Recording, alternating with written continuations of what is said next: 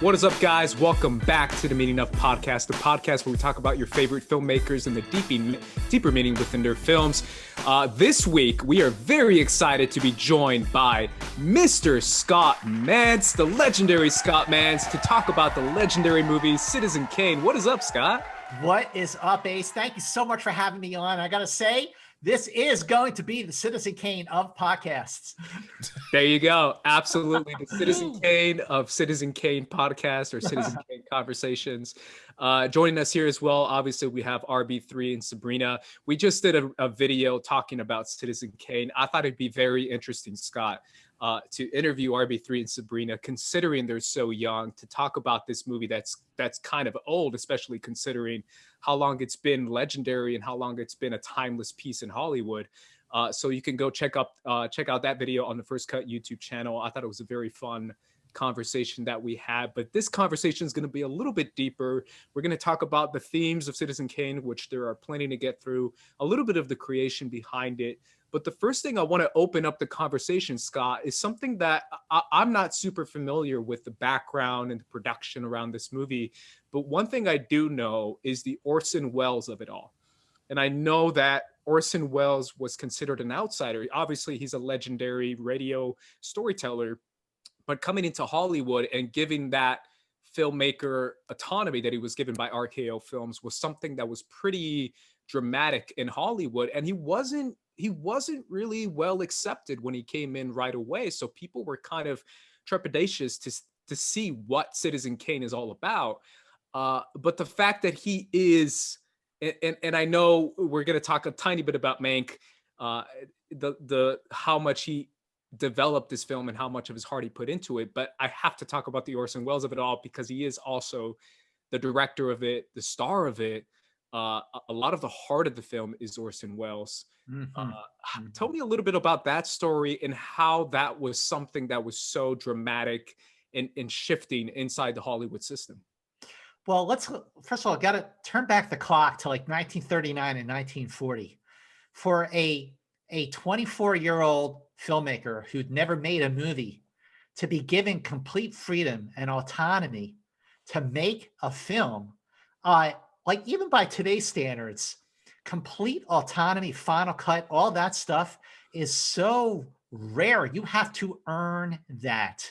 You get final cut if your last name is Spielberg, if your last name is Scorsese, if your last name is Fincher, if your last name is Tarantino, Coppola, not just Francis Ford, but also Sophia.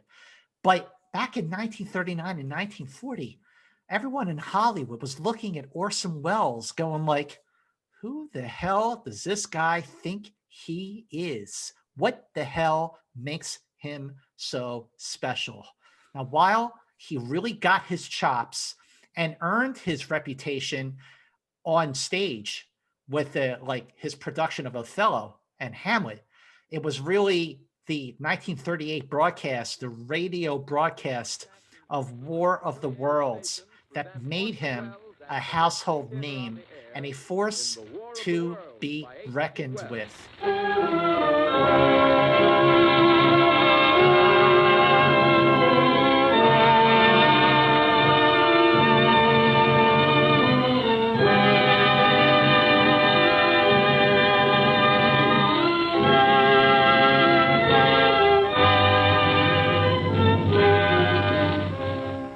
Ladies and gentlemen, the director of the Mercury Theater and star of these broadcasts, Orson Welles. We know now that in the early years of the 20th century, this world was being watched closely by intelligences greater than man's, and yet as mortal as his own. We know now that as human beings busied themselves about their various concerns, they were scrutinized and studied, perhaps almost as narrowly as a man with a microscope might scrutinize the transient creatures that swarm and multiply in a drop of water. When you think of just the chaos caused by that radio broadcast by people who didn't hear the beginning of the broadcast saying that this is part of the Mercury Theater and this is all fiction, and they thought it was real. So and that was exactly what Orson Welles loved, was that something that he had done caused such such hysteria, really such hysteria. And at the time, RKO they were interested in doing a theatrical version of War of the Worlds, and they were also interested in doing a theatrical version of Heart of Darkness, the Conrad book, that was eventually made into a masterpiece movie called Apocalypse Now. That's a whole other story. But it was really his collaboration with Herman Mankiewicz and looking at the subject of William Randolph Hearst that gave him this idea for the perfect subject matter that was originally going to be called American, and then that later became Citizen Kane. And I got to tell you guys, if you really want to live, if you really want to geek out about a movie, I strongly recommend that you watch Citizen Kane on Blu-ray with Roger Ebert's commentary. If you haven't done that yet, the three of you, everyone watching, everyone listening, it is without question the greatest film commentary I have ever heard about a movie. It is film 101.1, okay? I thought I knew everything about that film. I'd seen the film 50 times. I've read a couple of books on it, the best one being The Road to Xanadu, which is just about Orson Welles in general. The documentary, The Battle for Citizen Kane. But Roger Ebert just took that movie apart, broke it down, deconstructed it, and he did it in a fun, fascinating way where it's hard to listen to other commentaries after that. But going back to your question, Ace, Orson Welles really, I mean, the autonomy that he had on that movie, he never had on another film ever again. His follow-up, Magnificent Ambersons, was ripped to shreds or chopped up to shreds in the editing room by Robert Wise. And he was under orders of the studio to do that. But when you just wrap your head around the time, 1940, 1941, the movie came out in 41. All the different techniques that he made this movie, and on top of everything, having directed it, one thing that doesn't get mentioned enough, even though he was nominated for Best Actor at the Academy Awards, his performance is not really talked about. But his performance as Charles Foster Kane, is fantastic. I love this movie.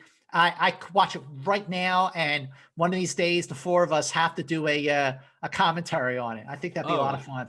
Absolutely. I want to give a follow-up real quick, Scott, just because I feel like you hit on something that's so interesting. I've heard about the Roger Ebert commentary. I heard that it's like a must listen, a must watch as well on various film podcasts that I listen to. However, I kind of want to bring back that question about the idea of how RB3 saw this film. He saw this film at the Academy of Motion Arts and Sciences screening. He saw it with a lot of context. He saw it with someone talking about the creation behind this film, the camera work, all that stuff.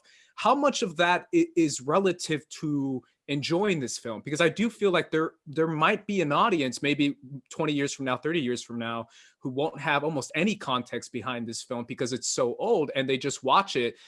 How much of your enjoyment is based on the context as far as the creation behind this film? For example, I personally can attest to watching this without having almost no knowledge of the creation of this film, and I still got a lot from it. I actually really loved it. However, I'm sure there's plenty of audiences out there who might not get the hype unless they know about the backstory. I don't know if you have thoughts on that. Well, I really, before I answer that question, RB3, what was that experience like for you watching it in a theater at the Academy with the discussion? Like, how did that open your eyes to the film? And then I'll chime in with my thoughts on that too. Well, yeah. So the first time I watched it, and I talked about it a tiny bit in the video we put out before. It was at the Academy of Motion Pictures Arts and Sciences. It was a collaboration. They were showing an entire series of Orson Welles films, and it was in 2014, and it was at the Bing Theater actually. So, and when the moderators were somebody, I forget who one of the moderators were, but another one was Ben Burr, who obviously did the sound design for Star Wars and like a lot of iconic sound design. And their primary focus on talking about Citizen Kane was like how the sound impacted like the filmmaking of it. And, they used examples like how in the beginning of the film, when there's that kind of silent, kind of quiet opening with the Rosebud.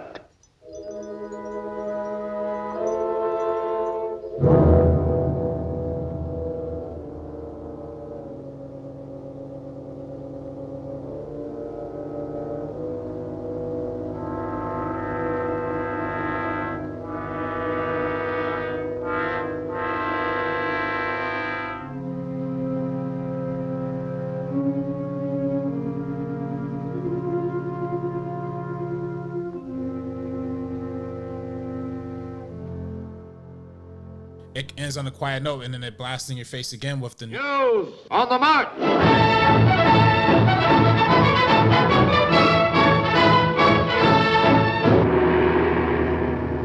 There's kind of like lots of levels of sound. Like, there's another example of when Kane is having that argument.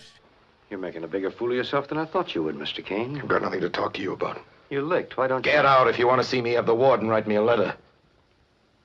If anybody else that'd say what's going to happen to you, it'd be a lesson to you.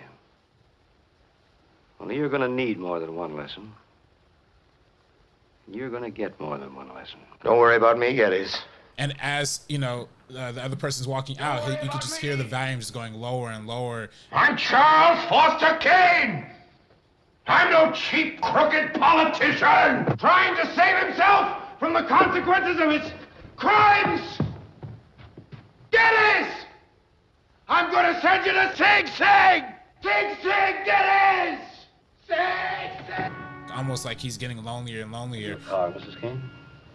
Yes, thank you. Like, there's so many different sound techniques that they use in this film to emphasize the storytelling. So, like, getting that on my first experience was actually really, really cool, because I was like, they were talking a little bit before the movie and they talked a little bit after the movie, but getting all that knowledge a little bit before the movie was just like infinitely fascinating to me. I think it definitely colored my perspective a little bit more like positively, for sure. But, the sound is just one aspect of the film. I didn't, going into it, I really didn't even know what the plot of it was. Like, I didn't know it was about politics or newspapers, and I didn't really know about the structure per se either. Like, that was also a mind-blowing thing to me, because even it coming out in 1941, the structure is still so unique that it's still kind of, even though we've seen like people like Nolan and a lot of other filmmakers use non-chronological storytelling, the way they use it in this movie is still so unique. It kind of stands out in a really fascinating way. So there's still a lot to appreciate from it, even without like having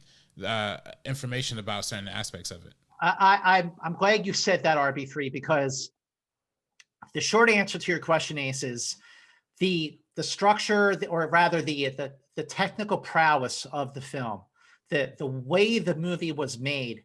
I mean, I love that stuff, but ultimately, I just love the movie. I just think it's a great movie. I think it is a movie that really is as great as everyone says it is. There are certain films or certain TV shows or certain songs, certain albums that get praised so much over the years, over the decades, that when you finally see them, you're like, what's the big deal? Well, I don't get it. But Citizen Kane is a movie that really does live up to every single bit that has been written, that has been said about this movie. And Sabrina, I'd love to get your take actually on the first time you saw it, and how many times you've seen it, and how it has grown for you. Yeah, so I've seen it twice, and the first time I saw it, I was 15. So I feel like a lot of the themes, I didn't really get a chance to appreciate how, as you grow up, a lot of that becomes very, very relevant. You see it prevalent in your life. And so on a rewatch, actually, that I did about a week and a half ago, this is the second time I've ever seen it. I gained so much, and I really just enjoyed so much about this, because the first time I watched it, it was just in film club in high school. So it's just after school. It's already like after 8 hours of doing homework all day. It wasn't the right setting to truly appreciate it, and it wasn't the right age. But just as we've gone on with all the themes that are so relevant, like RB3 mentioned, and also like talking about the media and what's really important in life. That's the biggest thing that I get from this film, is that kind of cautionary tale on at the end of your life, what is going to be important to you? What are you going to think about? And so that's the biggest thing that really hit home. And I feel like as time goes on, as we age, this is a film that you grow to appreciate more and more.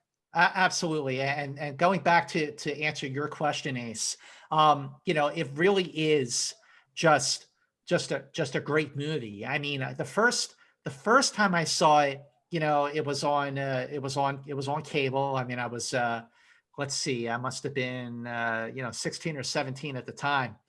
But after I moved out to California, to LA in 1991, pretty soon after I got here, there was a screening of Citizen Kane at the New Art Theater on Santa Monica Boulevard in Santa Monica. And I'd never seen it on the big screen before. And, that really is the first time that I really opened my eyes and I felt like I really saw Citizen Kane.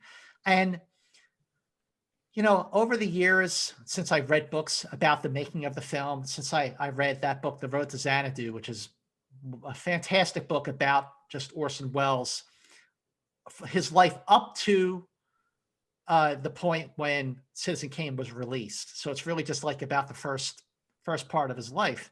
And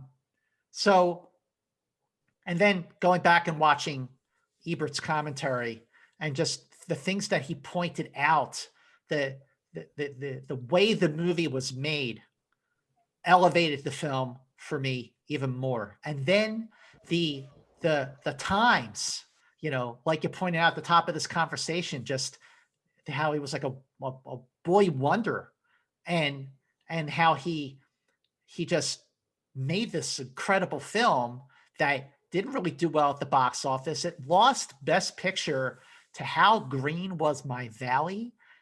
How many times have we all seen that movie? How many times have we had that movie come up in conversation? And, they're not taking the structure for How Green Was My Valley and updating it like they did with The Social Network, which was basically a 21st century version of Citizen Kane. I'll get to that in a second.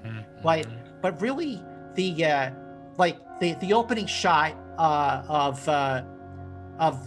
Xanadu, of the light in Orson Welles' bedroom, where he's lying on his deathbed. So you're seeing Xanadu from all these different points of view. The way each point of view dissolves into another one, and yet in each frame, the position of the light in the window is in the same position on the screen. Like they're showing a reflection of Xanadu from the pond, and the light in the window is still at the same exact point on the screen. I didn't even notice that until the late great Roger Ebert pointed that out to me. And other things like positioning the camera below the chest to give Welles an imposing presence, especially the older he gets and the more he loses touch with his soul and becomes more the way the power like corrupts him, and the way he winds up being his own worst enemy, his own undoing. And I got to tell you, these last 4 years with this current administration, the movie has taken on a whole different kind of significance. And like, who would have thought that this movie that was made, almost 80 years ago would resonate in such a different way today? It's just incredible that this movie could do so much intellectually, psychologically, and physically the way it was made. It just baffles my mind. Yeah, it really is. Oh, go ahead, Arbiter. Which I was going to say, we say talking about the current administration, which I think is hilarious because this is literally Donald Trump's favorite movie. I mean, it's crazy. It's his favorite movie because it's him. Yeah. Yeah, that's insane. Obviously, we talked a little bit about the relevancy of this movie, considering it deals so much with the media, with politics, with capitalism, with money, with wealth, all this kind of stuff that is sprinkled and dived into throughout the movie that is so fascinating to me. That's definitely the thing that stood out the most.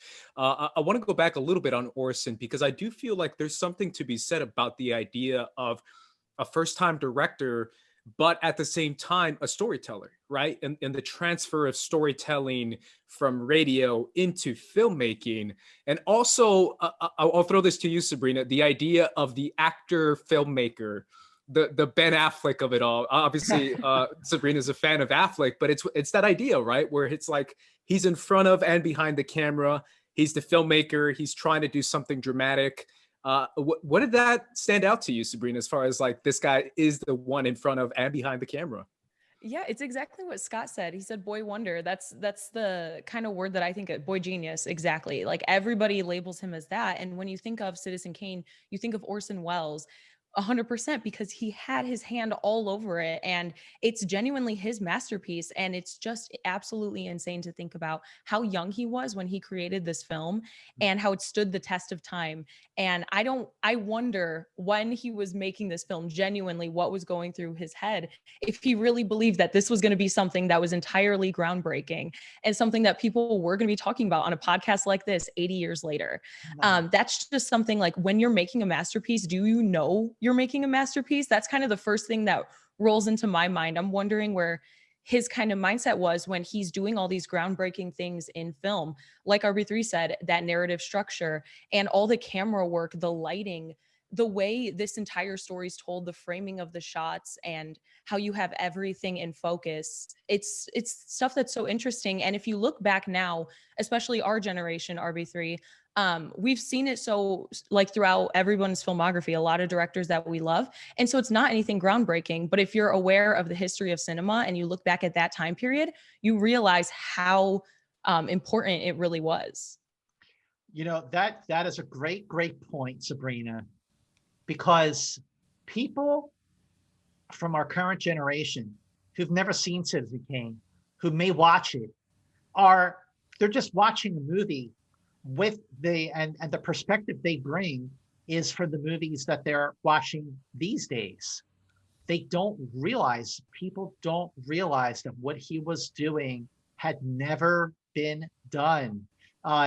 Digging a hole into the ground to put the camera into it, to you know, and you're shooting upwards at your actors. That, you know, that was crazy. That wasn't being done. You know, you talk about how everything is in focus. That's the deep focus that Welles did. And I really think that if Welles had been working in the movie business prior to that, like if he had been on film sets, if he had done short movies, you know, if he had the tools to be in film before that, I actually think that Citizen Kane might not have turned out as great as it did. Right. But because he's doing everything for the first time, he doesn't know the meaning of the word no. He doesn't know what the limitations are because he's never used any of this stuff before. He's never done any of this stuff before. So he's just going to do what he wants, and he's going to manipulate the camera. He's going to manipulate the structure. He's going to manipulate the focus and the lighting and all that stuff. And his appearance, you know, with the makeup and the hair and the makeup, he could do whatever he wants because he's never been in this medium to know how far he can go. And he just did what he wanted. He really just did what he wanted. And look at the result. It's incredible.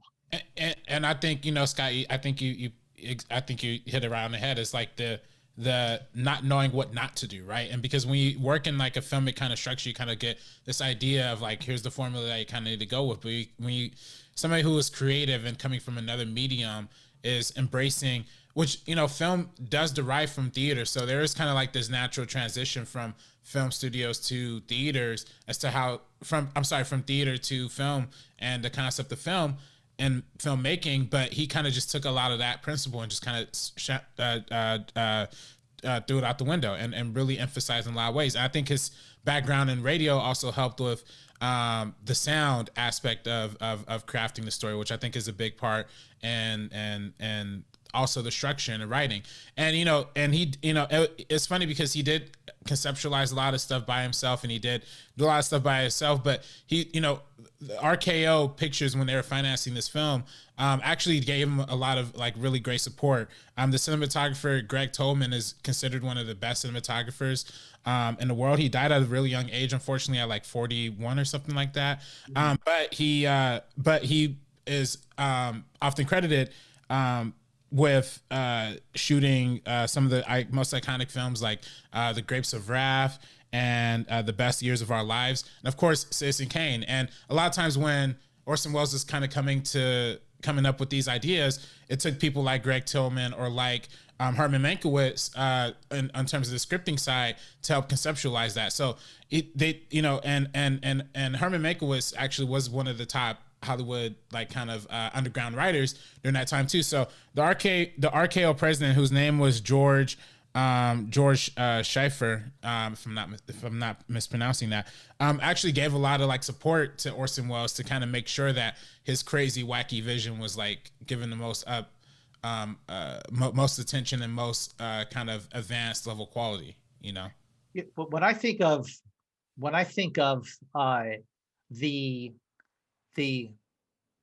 the way when the word got out about the movie that Orson Welles was making, and it was not a secret that it was the worst kept secret anyway, that it was loosely, maybe not loosely, based on William Randolph Hearst. So there's also that aspect of it too, is the way that Hearst tried to bury the film.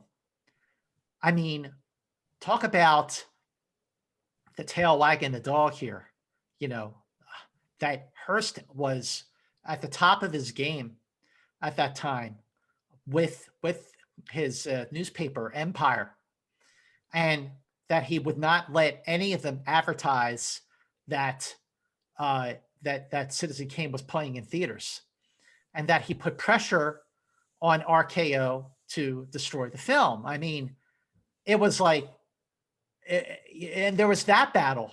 Not only making the movie, but to get the film finished, to get the film seen. There was so much to that film that people watching it today don't know any of that backstory. They don't know any of that backstory, but what they have is the movie itself, which, even though it's in black and white, it still absolutely holds up in 2020. And like I said, means a whole lot more now than it did in 1941. I mean, look, Bernard Herrmann's score, Sabrina, you mentioned the editing, the nonlinear approach of it all. I mean, you're looking at definitely Christopher Nolan, somebody who was definitely influenced by that. Also Tarantino. I mean, Pulp Fiction, but though not as jumpy as Citizen Kane, but the brilliance of Citizen Kane, despite being a nonlinear film, it jumps back and forward in time. But the brilliance is that the narrative structure still, it's a forward flowing narrative. So even though you have a scene where Hearst is signing away his empire because he's out of money, and then in the next scene, you have him buying the newspaper and writing his Declaration of Principles, but it's all moving forward. The movie starts with his death, but it's still the beginning of the story. I mean, it's just amazing how perfectly that movie works. I mean, I feel like I want to watch it again right now. It's really interesting. I love how you said that maybe if he was involved with Hollywood or filmmaking in general, he might have not done the legendary things he did with Citizen Kane, because it's the idea of not knowing the rules that are being broken, right? Where it's like he's breaking all these rules because he doesn't really abide by these rules, or he hasn't abided by these rules for such a long time. So I love the controversial aspect of it all too with William Randolph Hearst, considering that pushback that he gave towards Citizen Kane kind of amplified it in a way. It kind of made it even more legendary because it became even more of like a rallying cry for people who might have not have agreed with everything that Hearst was doing, or maybe someone who wanted something different from the films they were getting. And that's what Orson Welles provided with the film. That's why for me, I mean, obviously I'm just coming off of Mank. So obviously I'm living up to this legend that is the writer of Mankiewicz. However, if I'm being honest, as much as I love the screenplay and as much as it deserved the Oscar, I think the filmmaking aspect of it all, the direction of it, and when I mean direction, I mean, RB3 and I have discussed at length how what is direction as far as like, what is that completion? But I think direction is taking all the tools and mixing it together perfectly, whether it be the sound, the cinematography, the storytelling, the editing, all that kind of working together.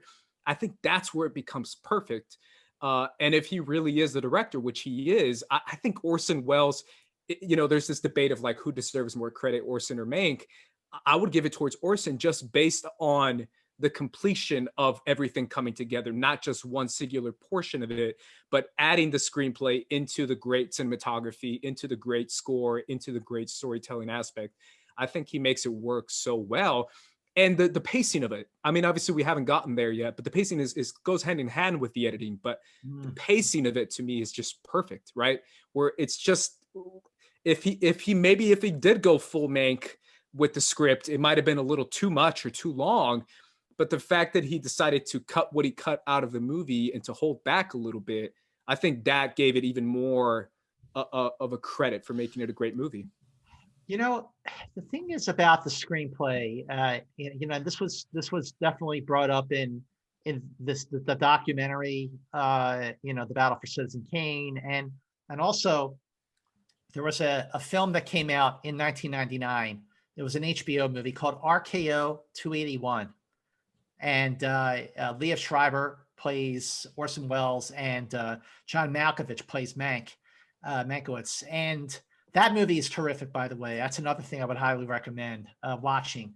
It's probably on HBO Max, but there was always this debate. I mean, it's legendary. It's never going to be settled, even with the new film, Mank. How much input did Orson Welles have on Herman Mankiewicz's screenplay? Was it a collaboration? Was it all Mank? If you watch Mank, it's Mank. But Ace, like you said, what Welles did with it is like that gives him that collaboration. That gives him the right to put his name on the screenplay. I mean, talk to another screenwriter, they'll say no, it doesn't. But I mean, Citizen Kane's a special movie. I'm on your side with this. You know what I mean? Yeah, I really do feel like it's harder. It's harder to take a script that it's much longer, probably deeper, probably more profound, probably more beautiful, and restraining it back and pulling it back and putting that on screen.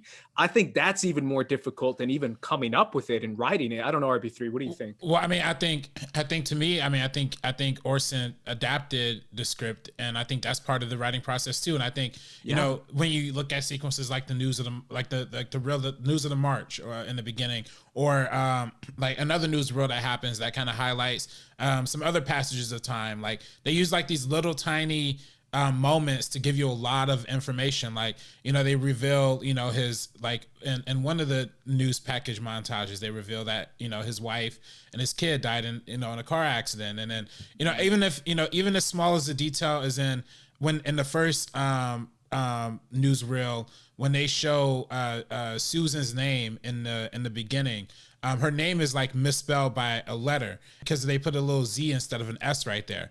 And that misspelling highlights the fact that at that time, before Kane became like her ambassador, nobody even knew who she was. Like they couldn't even spell her name right. And they communicated all of that with just one tiny little detail in the newspaper. So you know, they take a lot of these, you know, I think Orson paid a lot of attention to detail in order to condense the storytelling as much as possible I think that ultimately is. I think that makes it even more memorable of a movie to me. Is just the fact of how dense it is, even while being brisk and honestly kind of funny. Like, I like the fact that it's a little funny and a little, it moves faster because of the brevity that kind of exists in it a little bit too. Another thing I find interesting, just because obviously where we kind of are in the industry and how we focus on like film commentary, it was really interesting to hear about how like Pauline Kael did a whole essay I was going to bring that up. Against Orson Welles. That's something I find Raising interesting. Cain. Raising Cain. And then other critics or commentators, then like a future director actually like push back against her, and people in a situation similar to ours right now, we're kind of going back and forth on this topic decades later. And that's something that I thought was really, really cool. And just hearing the back and forth, even though I don't agree with Pauline Kael necessarily, because she really kind of went in on Orson Welles. And I think there's a lot of credit to be given to Orson Welles. But of course, if we watch Mank, we see that aspect of it. But I just thought it was really interesting what happened with that back and forth. You know, one of the things that always struck me about the film is the way that Charlie Kane starts off so idealistic that he's going to buy this, he's going to take his money, he can do whatever he wants with it. I think I want to buy a newspaper.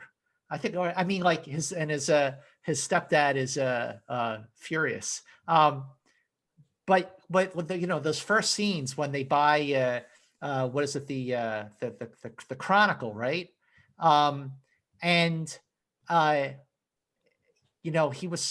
He had his Declaration of Principles, and his best friend Jedediah Leland, played by Joseph Cotton. And then you have the scene where they're looking at the photo of the journalist from the Enquirer, and then the camera pulls in, and then it pulls back, and before you know it, now these journalists are now working for Orson Welles. So just like that, I think it's like a few years have now passed, and I love the scene. It's so aspirational and uplifting when they're all singing about Charlie Kane, good old Charlie Kane. And I mean, like, everybody believed in him, and he just had this bold vision, and he was noble and earnest, and look how he ended up. I mean, it's just this fall from grace, this loss of the soul that he got too big for his britches, and he lost sight of why he got into the business in the first place. It's a tragedy. It really is a tragedy. And that he dies alone, spoiler alert. I mean, it's such an amazing arc of a character. And again, just, you gotta look at Orson Welles, the actor, not the director, not the co-screenwriter. Okay. But the actor. That is a bravura tour de force performance. The arc of that character, and that you see that played out in a non-linear format, but again, it has a forward-flowing narrative. The word brilliant cannot be said enough when describing Citizen Kane. Absolutely. And obviously I want to get into all that right after this break, guys. So make sure you guys stick around, because we're going to get into a little bit more of the plot of the film and a little bit more into Charles Foster Kane himself. So make sure you guys stick around. This ain't funny, so don't you dare laugh. With the 4/5 divide you in half. You getting at me equals a club half. You do the math, take you out the equation. Check out this clip from our video on First Cut, where Sabrina and myself talk about being Gen Z film fans being introduced to Citizen Kane. Enjoy. Have you seen this movie before? And if so, what were your first thoughts? The first time I saw the film, I was about 15 years old. I was in film club in high school. And so one of the kids in film club, he actually recommended we watch it one week. So my first thoughts when I saw it, I didn't really like that kid as much. So I thought it was a little bit pretentious of a pick. He always acted like he was better than anybody else. So I don't think I was at that age to really appreciate it fully. It's a masterpiece, baby. It's perfect. I love it. It's amazing. It's beautiful. Baby, listen, we gotta go get ready for work. Love you, baby. What? Work? Yeah. What happened to going to the science fair? Jackie, if you don't get your... Look, she's not answering. We gotta go. 30 seconds. Jackie, hide! All right, let's go save some parents. I've seen my parents die 277 times. I noticed on today's attempt, the gravitational field declined by 50%. And I'm worried you only have like 2 attempts left. I might just have to go in. Into the house. With armed robbers. It's too dangerous. I'm not willing to waste the last 2.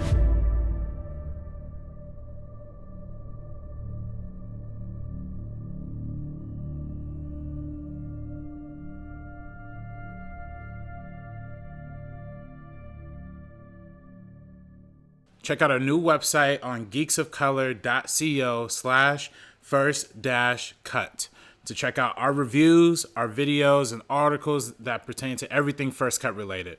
Check it out. Come along, children. Now we're going to have a little music.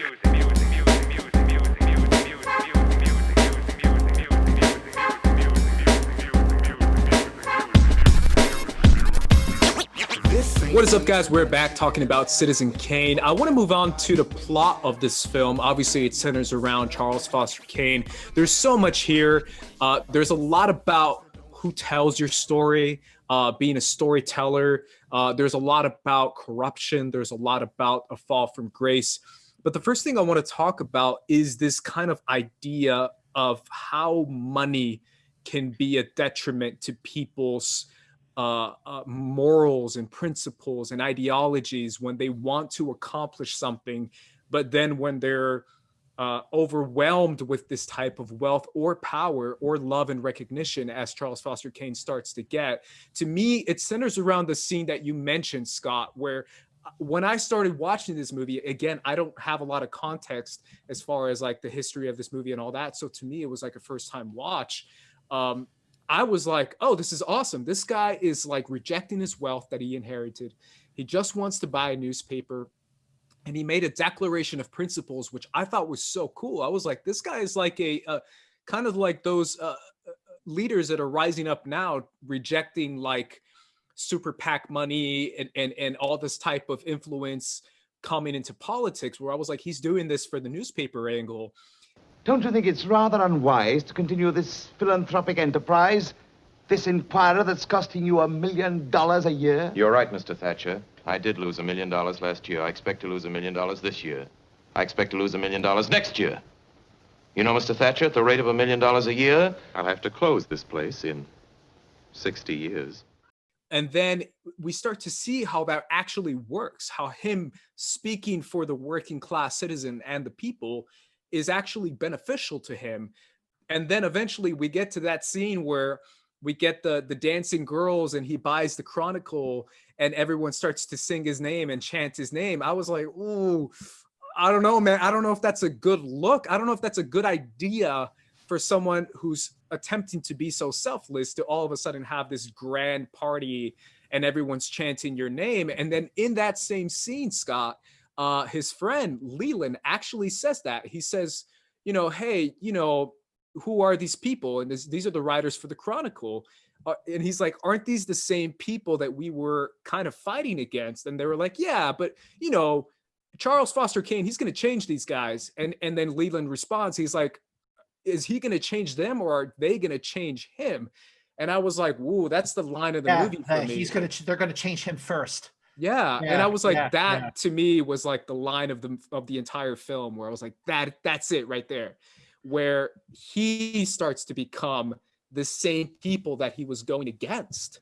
Right. So I want to talk a little bit about the idea, which I think is so relevant now, obviously, especially with politics, the idea of different money groups and different legislators and different super PACs and all these people who are throwing money at your face for your campaign. All of a sudden, everything that you said you were fighting for starts to take kind of like the back door and kind of put on the back burner. I love that theme because I really do feel like it is kind of a capitalistic type of rise and fall from this film that I feel like is so relevant. Yeah, in a nutshell, you have someone like Charlie Kane starting off to fight the establishment, and then he becomes the establishment. Yeah. And by the time he realizes that, or by the time it happens, because the tragedy is that he never realizes it. He just thinks that he's still that person who bought the paper with his dad's with his inheritance. He becomes the establishment, and he loses sight of the goal, of the ideals that he started out with, these qualities that made people look up to him. Is it any different than, and I'm bringing this up for a reason, than in the film, The Social Network, how Zuckerberg starts Facebook? I mean, granted, what he did was totally different because, he knew what he was doing. But, that film, in many ways, is the Citizen Kane of the 21st century, not because of the way that the movie was made, but because the story that it tells. And, I think more the tragedy is closer to Charlie Kane because, when you look at that scene when he buys the Chronicle, he does the Declaration of Principles, and, Leland has his back and he has Leland's back, and then he fires Leland because he wrote the bad review. I mean, this wasn't the Charlie Kane who bought the Chronicle. I mean, this just watching him, the way that absolute power corrupts absolutely. I mean, that's what happens to Charlie Kane. And before you know it, he's got all these newspapers, and he's got Xanadu, and he's got all this artwork. Nothing is enough for him. And in the end, all he really cared about was his sled, Rosebud. That's amazing. And by the way, as far as The Social Network goes, think about it. So here's why the two movies are mirror images of each other. So in Citizen Kane, all right, Charlie Kane presides over newspapers. In The Social Network, Zuckerberg presides over the internet. What do both of these mediums provide? Information. Okay. In Citizen Kane, Jedediah Leland, played by Joseph Cotten, is the right-hand guy, the guy who's got Charlie Kane's back. He'll do anything for Charlie Kane until he screws him over and fires him. In The Social Network, it's Eduardo Saverin, played by Andrew Garfield. He has Zuckerberg's back until Zuckerberg screws him out of his interest in Facebook, and he's let go. In Citizen Kane, Rosebud is a sled, and in The Social Network, Rosebud is Rooney Mara, the girlfriend that broke up with him in the beginning of the movie, and by the end of the film, he keeps refreshing her page to see if she accepted his friend request. So Rooney Mara is Rosebud. He'll never get that back. But it's just amazing how similar those two movies are. And it's not a coincidence. I mean, Aaron Sorkin, who wrote the screenplay and won the Academy Award for it, had said repeatedly that he was basing his narrative through line, his story, on Citizen Kane. Well, and I'm sorry. Go ahead, Sabrina. Oh no, you go. No, you go. Okay. And also I love that you bring that up because I never actually ever kind of like put those connections together. But also throughout the film, we see Kane really filling his emptiness by just acquiring every single thing around him and people. And like it's the same thing for Mark Zuckerberg, but for Mark Zuckerberg and the Social Network, we see it's more so even just like attention from anyone, whether it's Justin Timberlake's character, I can't think of his name right now. Sean Parker. Sean Parker. Whether it's Sean Parker, it's just whoever will give him that attention that he's like craving and that like fame and interest, and people who don't really see him for who he truly is at that point. And then that's why he does kind of push away an actual good friend for the next best thing. And he keeps going up and up until he's kind of going against everything that he kind of already was bad from the beginning. But it is really interesting. And I like that connection between these two films. Yeah. The only thing that's really distant about those two characters, Kane and Zuckerberg, is that, like I pointed out, Kane, for a moment anyway, was very likable. Like I would have gone to work for him. I would have had his back. I would have moved mountains for Charlie Kane in those beginning stages when he first bought the paper. But at no point of the Social Network was Zuckerberg ever likable. He was always a punk. Well, and I think even but it's funny we say that, and we say how much more relatable Kane is, and this portrayal, but Mark Zuckerberg actually ended up embracing the Social Network a lot more fairly than William Randolph Hearst ended up endorsing or unendorsing Citizen Kane. And I'm sure if Zuckerberg had the power to crush the Social Network, he did have the power to crush the Social Network if he wanted to, but thankfully he didn't, because I think it's one of the greater films. But I do also think, to also align with your comparison, Scott, the fact that, and you alluded to it earlier, the fact that the King's Speech actually beat the Social Network at the 2011 Academy Awards. Nobody remembers the King's Speech, literally nobody, but everybody still talks about the Social Network even 10 years later. And I think that just even further aligns with how closely related they are. I agree. I think the Social Network is the best movie of the last decade, and yet it lost Best Picture to The King's Speech. Are you freaking kidding me? Yeah, I mean, RB3 put it as his number one. Remember when we did our top 10 of the decade? RB3 put it as his number one, and I knew he was going to do it. Of course, my number two is La La Land. Yeah. That was my number two as well. It was actually, wasn't it? Yeah. It was actually my number two. I'm not even joking. La La Land was your number two? Yeah. Social Network was my number two. Okay, there you go. What was your number one, Sabrina? Her. Oh, okay. Yeah, it's a good one. Yeah, my number one. See, no one wants to hear my number one. No, give it to us. Give it to us. My number one was Get Out. I put Get Out. Oh, it's a great. Yeah. I think so.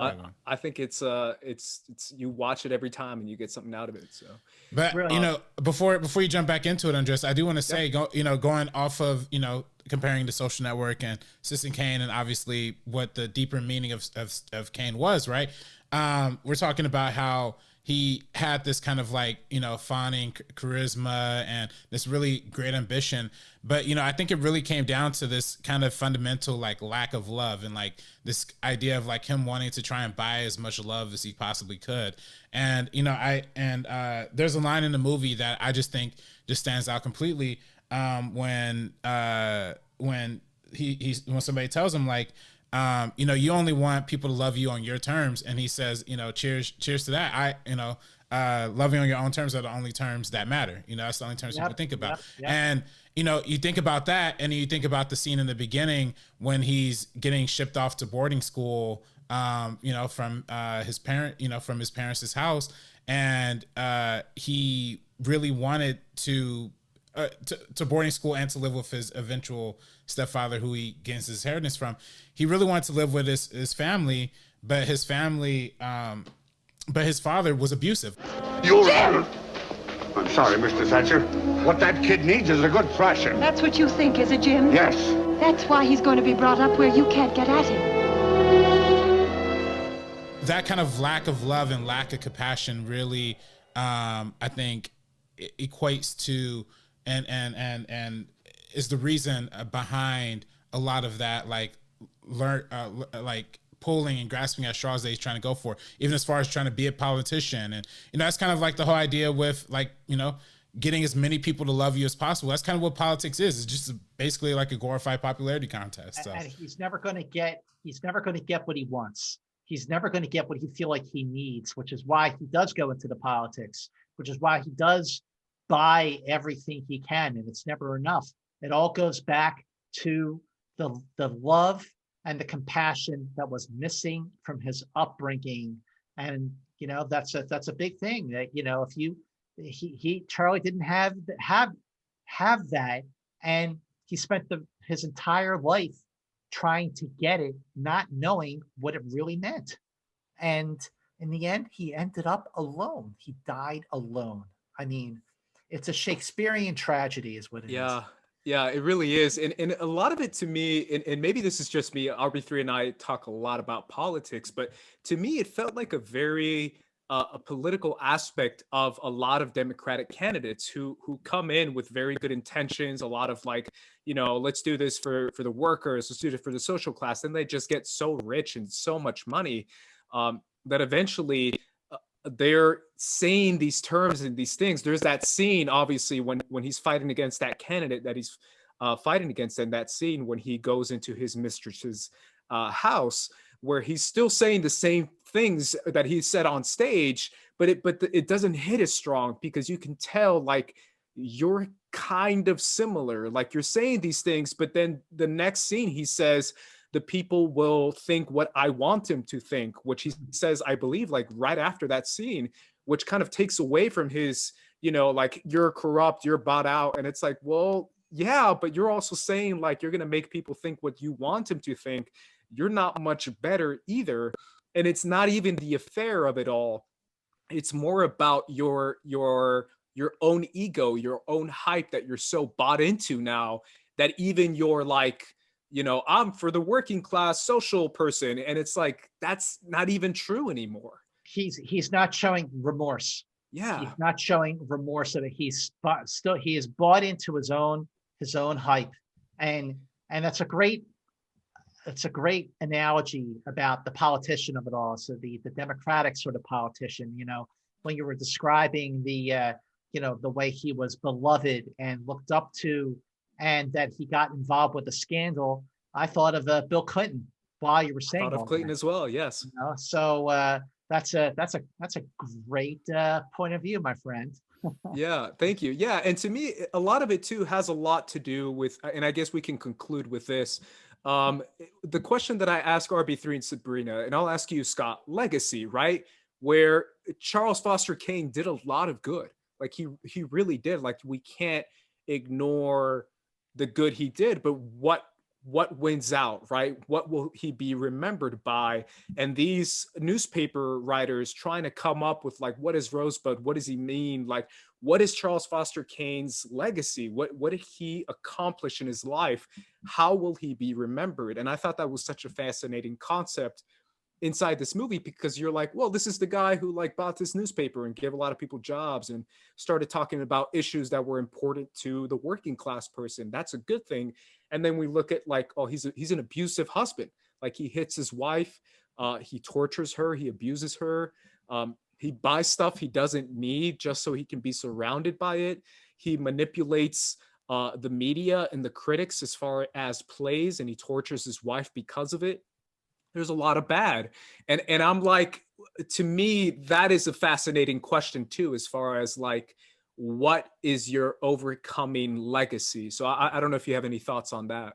That's a really, really, really great question. What is Charlie Kane's legacy? Yeah. Just like people, all the reporters, all the journalists wanted to know, who was Rosebud? What was Rosebud? And none of them had their answer. You know, you could look at Charlie Kane the way you look at Hearst. What did he leave behind? He left behind a castle with a lot of priceless works of art. He built a castle on American soil, you know, a country that is not known for having castles. So you have this show of success that he left behind. So I think ultimately, you know, in the grand scheme of things, what Kane left behind was an empire that he built from the ground up. And flaws aside in his character, he was a tremendous success. As in business, maybe not personally, because what's the line in the other film? It's a Wonderful Life. You're no one if you don't have any friends. And he ended up totally alone. But again, that's not what people think about. People think of the physicality that Kane left behind and the physicality that Hearst left behind. This grand temple of his success, and it's still there after all these years, just like it is in Citizen Kane. Xanadu was still there. This is what he left behind, and that is how people remember him, even though we see the version of Charlie Kane that is tragic. The version of Kane that everyone else will see is that he was this very, very successful person. Yeah, and it's interesting, right? RB3, I'm gonna toss to you in a sec, because we see that all the stuff he had, most of it they just burn, or they just get rid of, or they just sell, where it's like it's not stuff that he needed. And it's not anything that he can actually pass down to anyone. So that's one thing. The quote that I go back to, because you mentioned It's a Wonderful Life, was The Dark Knight. And I'm sorry, but that's the one I thought of, where it's like you either die a hero or live long enough to become a villain. And I was like, that's Charles Foster Kane. That's literally Charles Foster Kane, where he was a hero. He was a giving person. He was talking about social issues that were important to so many people of that time. And then more time went along, more people worshiped him, and more he bought into his ego, more he bought into his wealth, that eventually he became the villain of his own story. And I thought that was an interesting quote. But RB3, go ahead. Well, and going back into like the legacy idea of it, right? And like living long enough to see yourself become the villain. I think in a lot of ways, I think that's what people would consider. In some ways, people look at the Sam Simeon house and the castle, and look at the pageantries of William Handel Hearst. But a lot of historians look back on Hearst and regard him, or his contributions to the world quite negatively. Some people, a lot of historians credit him as being the creator of yellow journalism. Which yellow journalism is just the old timey way of saying fake news.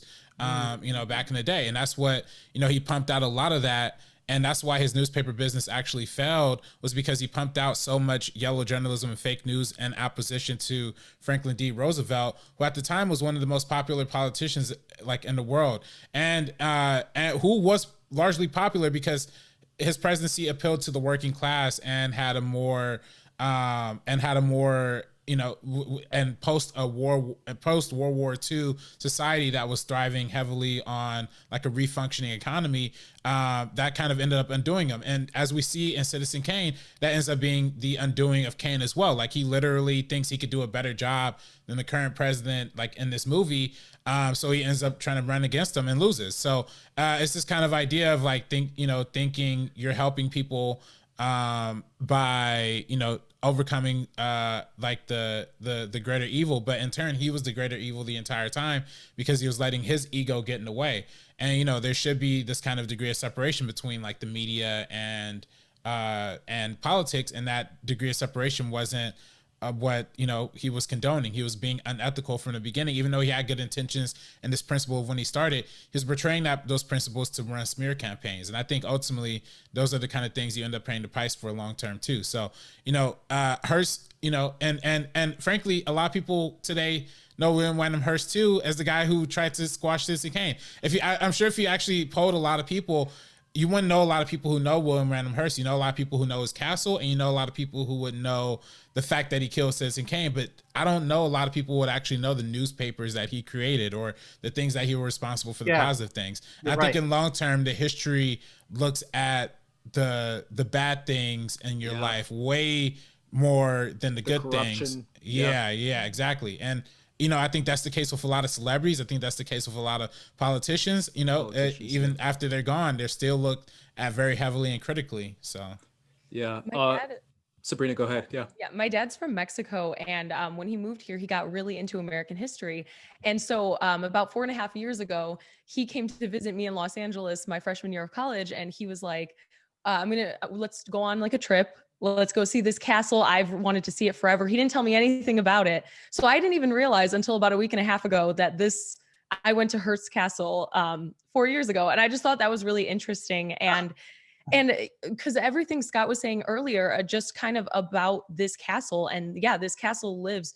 People will continue to go to it. It's very, very beautiful. I actually saw a zebra when I was there. So just things that you would never think about, but I never thought about William Randolph Hearst. I didn't even put 2 and 2 together about Citizen Kane at the time because I wasn't as familiar with the history 4 years ago. And it's kind of this like superficial like vessel that just sits there and nobody pays attention to what actually is a part of that history except for people like my father. And it really is that cautionary tale of like success does not equal fulfillment. Mm-hmm. As he gains more or loses some in certain situations, he's still constantly striving for more and he's trying to fill that emptiness in himself. And then he leaves behind this vessel and it shows all the glitz and the glamour, but there's just a lot of negativity and a lot of bad stuff that came along with it. And a lot of just like heartbreak in his life. And it is very, very sad. And just like Scott said earlier, him just dying alone. That's his legacy. That's how his life ended. What did he leave behind? This vessel. Yeah, alone in a castle, which is even more alone, right? Because of everything you're surrounded with. Yeah, it definitely. I can't lie. When I saw the opening of Citizen Kane, that's the first thing that like hurt me a little bit. If I'm being real honest, is the castle of it all, because I was like, oh my god, this is such a like waste of space, like an abuse towards these animals that you're taking out of the wild. Like I was like, this guy sucks. Yeah, I mean, like you're looking at the beginning of the film, like how could somebody die alone in such a big, huge, massive estate like that? Like how to get to that point? And boy, did we see how he got to that point? Yeah, it really is a fascinating story and a fascinating subject, and a really an incredible movie, a movie that really stands the test of time. I believe it stands the test of time. And like you said, Scott, it's more relevant than ever, considering what we see now in politics and considering what we see now with this capitalistic structure that we've been living in for so long and how far it's gone. It's gone pretty far. Yes, it has. And it's one of those things where this movie just seems to be more and more relevant the more time goes along, which is absolutely a testament to its legacy. But Scott Mantz, thank you so much for joining us. This was such a great episode. Thanks so much. It was so great for Sabrina. It's so lovely to meet you. RB3 Ace, it's so great to see you and to talk movies with all of you. And thank you so much for having me on. This is absolutely the Citizen Kane of Citizen Kanes. Yes. Scott, where can everybody find you? You can follow me on Twitter at Movie Mantz, also Instagram at Movie Mantz. And I do have my own YouTube channel. It's Scott Mantz. So check out my YouTube channel, Scott Mantz, for some really cool film content. You won't be sorry. Please subscribe to my YouTube channel. And guys, thank you again so very much. And I hope we can do this again in person one of these days. Absolutely, Scott. Again, thank you for coming on. That is amazing. Everyone, please go subscribe to Scott Mantz's YouTube channel and go follow him on social media. He really is one of the best people in this arena, in this community. And I'm not just saying that, I really mean it. RB3 and Sabrina, where can everyone find you? You can follow me on Twitter and Instagram at Director RB3. And you can follow me on Twitter and Instagram at Sabrina X Monica, and then also on Twitter at Sabrina on Guys, I'm at Squad Leader Ace. Make sure you subscribe to First Cut TMO on social media as well. And follow us right here at First Cut, the YouTube channel. Subscribe if you haven't done so already. Thank you so much for watching. For the Meaning Of podcast, we are peacing out. Peace out.